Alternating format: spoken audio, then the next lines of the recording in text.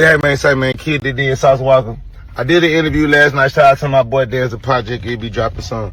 The subject in hand, Mexican OT.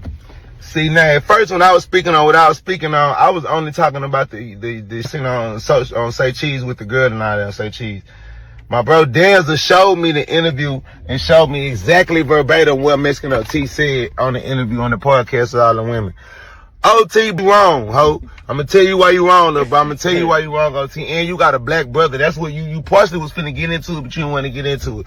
Know what I'm saying? You got a whole 50% black brother, nigga, that's mixed, nigga, a real little nigga that's your brother, so you should feel 100%. He should feel what I'm saying. What about this part?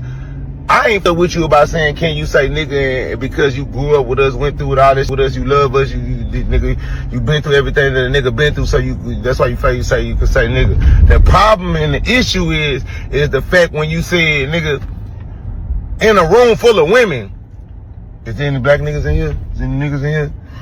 Well, if it is some niggas in here, what you gonna do about it? That's where you up at, brother. That's where the disrespect is. Because, OT, you know, if you was in a room full of violent niggas from Houston, full of violent niggas, niggas like myself, TSF niggas, any niggas that's really from the H like that, and we was having that conversation and you said it in that way, y'all said, because who's gonna do shit about it? Nigga, it would have been 6 niggas in a room raising their hands saying they want to fight you. You know that. You know how this shit down in Houston. You a Texas Crip. If a nigga come up to you and say, Mexican OT, you ain't no Crip. And what you gonna do about it? Nigga, you gonna wanna fight about this. Niggas in the room gonna say, who ain't what squabble?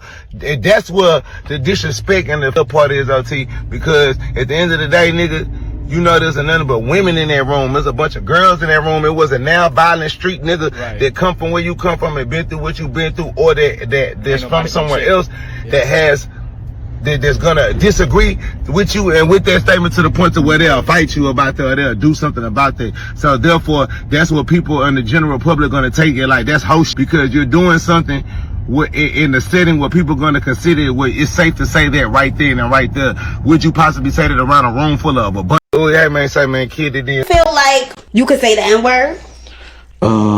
I feel like I can say it, but not because of that, and I'm gonna tell you why.